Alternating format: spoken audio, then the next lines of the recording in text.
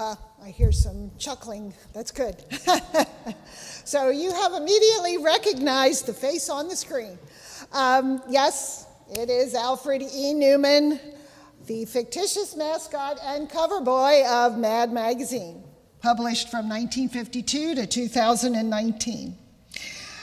Newman's face, with its freckles and his big ears and his gapped tooth smile, actually came from a 19th century advertisement for dentistry without pain.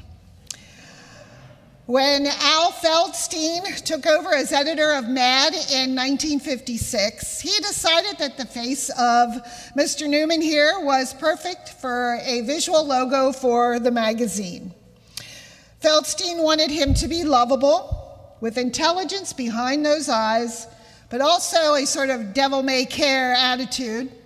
Someone who has a sense of humor while the world is collapsing around him. What? Me worry? We all know Newman's mantra. What? Me worry? While human beings say yes, Jesus says no. Now, our gospel lesson for this morning, which Herb just read for us, thank you, Herb, is part of the Sermon on the Mount.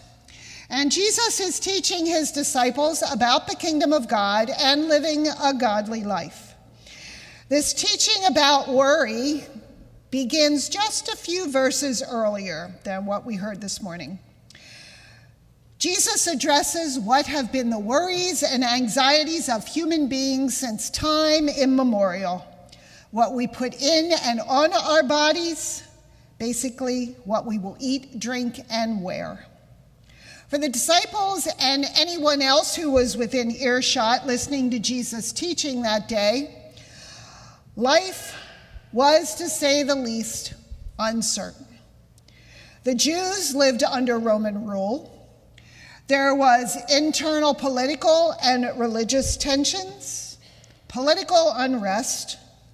The Jews were in conflict with the Roman authorities because of their strongly held religious beliefs. They worshiped Yahweh instead of the emperor.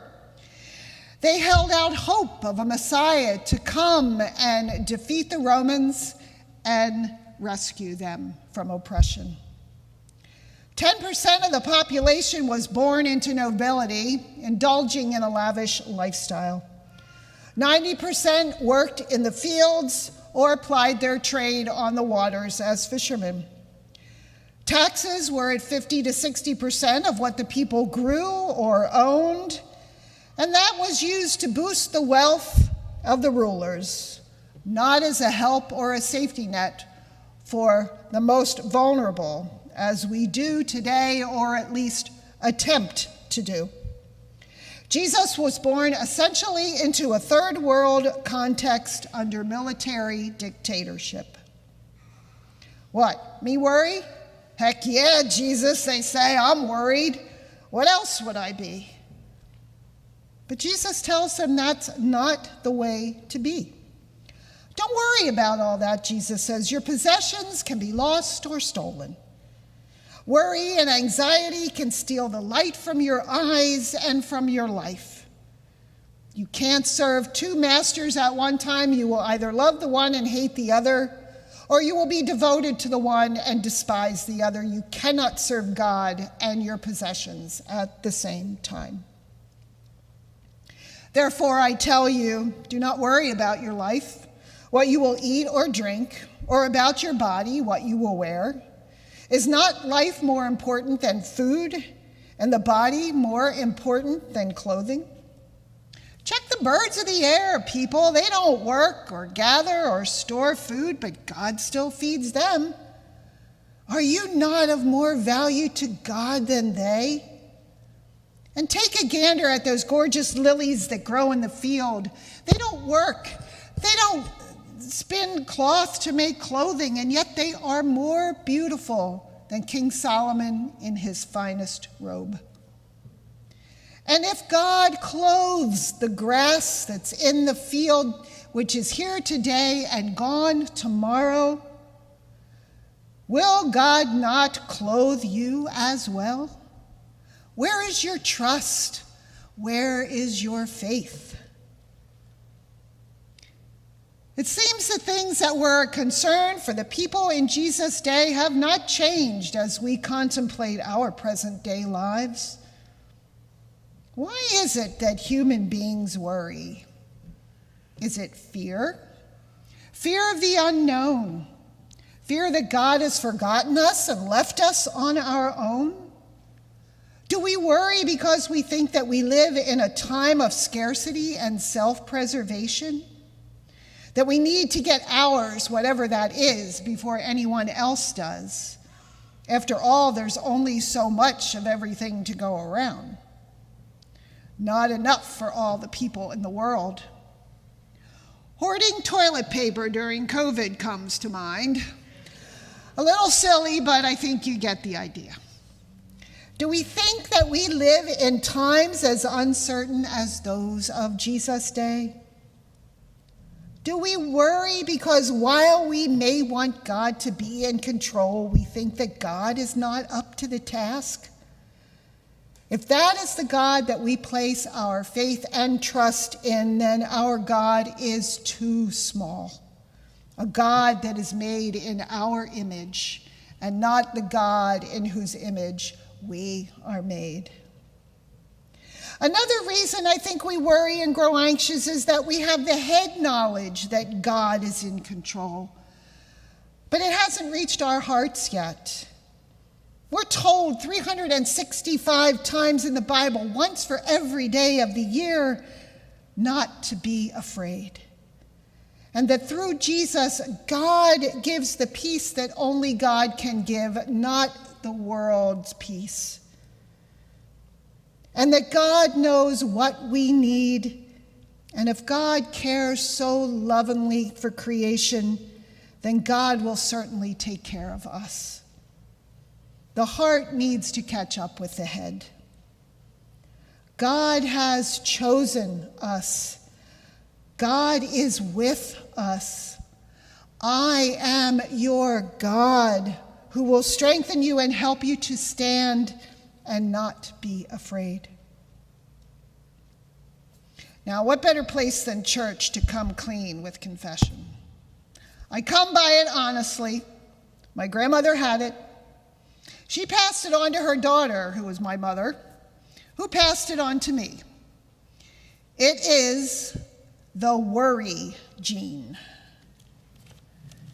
Every time I hear how we're not supposed to worry, I think, Jesus, have you met me?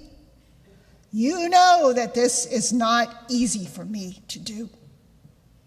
Perhaps that worry gene runs in your family too, and it's not easy for you to stop either. Every time we look at social media, at the news, at the newspaper, we hear about needless wars, invasions, hunger, homelessness, death, misery, social injustice, and much, much more. I worry about what will happen to me. I know that's selfish, but I think we all worry about what will happen to us. What will happen to those that we love? What will happen to our nation, to the most weak and vulnerable among us? I worry about what kind of world we're leaving our children and future generations. Will there even be a world to leave to them?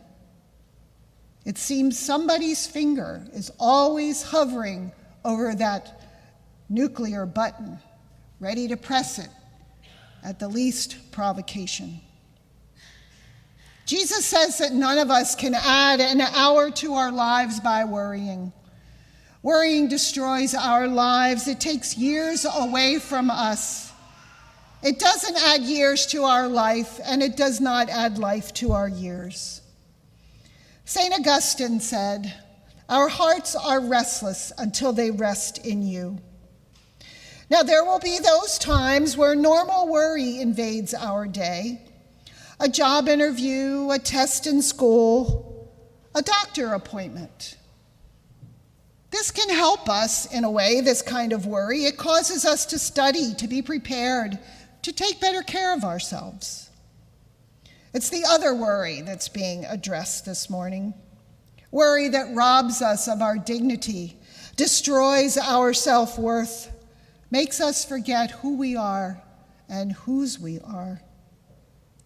When we seek God's kingdom and God's will rather than our own, our lives and priorities are reoriented. Oh, we will still work and have property, but we do not hold on to them with a death grip and white knuckles. Instead, there's a change that comes over us. We hold on loosely and we're willing to share. We're no longer concerned about only working for gaining and keeping wealth, which is the currency of this world. Instead, we're concerned about the currency of God's kingdom, a loving and trusting relationship with God, and a loving and serving relationship with our neighbor. What? Us worry? No. Because when we seek first God's kingdom and God's will, putting our trust and faith in God, all of these things will be given to us.